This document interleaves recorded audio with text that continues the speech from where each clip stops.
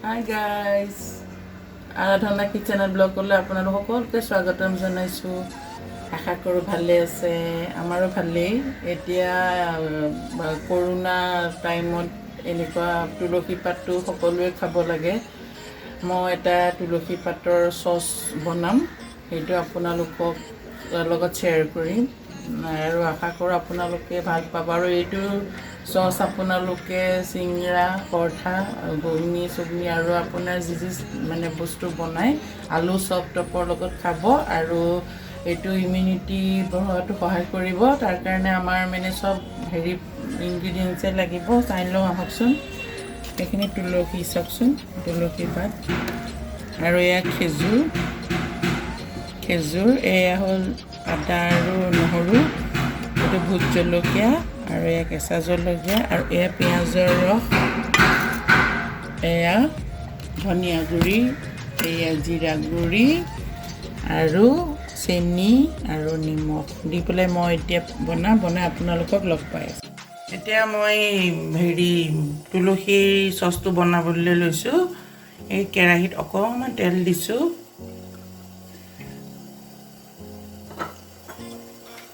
বেছি দিব নালাগে আৰু তাৰপিছত ইয়াতে পিঁয়াজ, আদা নহৰু পেষ্ট, জলকীয়াও দিব লাগে। জলকীয়া অলৰেডি মই দিলোঁ।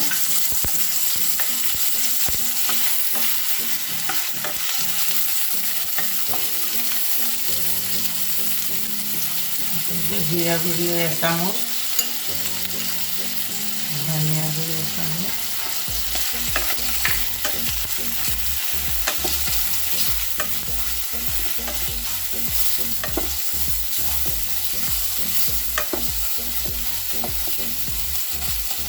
ৰঙা হোৱালৈকে অলপ ভাজিম।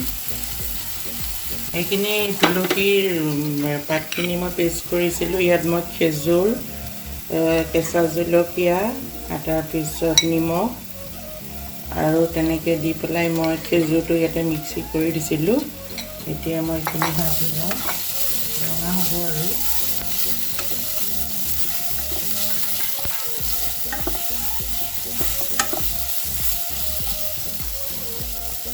তাৰপিছতে এইখিনি আলু দিম।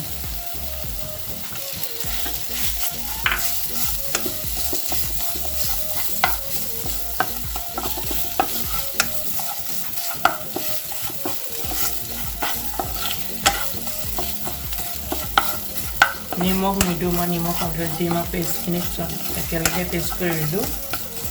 অকণ চেনি দিব লাগিব।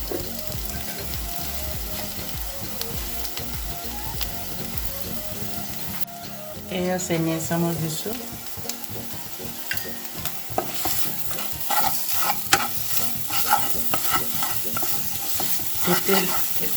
তুলসী পাতৰ চচটো এতিয়া খুব খাব লাগে আৰু খালেও বহুত মানুহৰ পেটৰ কাৰণেও ভাল আৰু শৰীৰৰ কাৰণেও ভাল। এতিয়া মই এইখিনি দি দিছোঁ তুলসীৰ পেষ্ট, খেজুৰ আৰু নিমখ।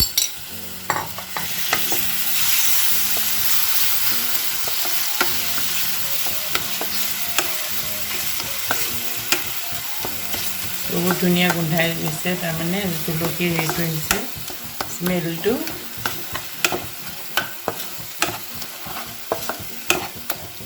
সৰু ল'ৰা ছোৱালীয়েও তুলসী এনেকৈ নাখায়তো, এই চচ দিলে মানে অলপ তাৰপিছতে মই দিম এয়া এইটো ইমলি, তেতেলী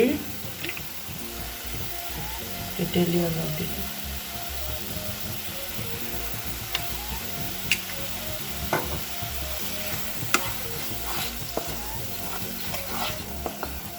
ইমান ধুনীয়া গোন্ধ ওলাইছে তুলসীৰ ভাজোতে।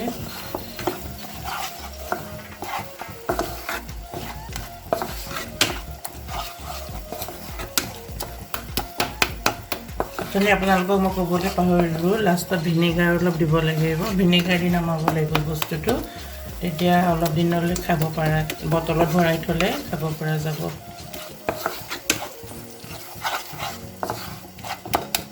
অকণমান হেৰি কৰি দিম, তাৰপিছত মই ইয়াত পানী অলপ দিম। এইখিনি অকণমান পিঁয়াজৰ ৰস,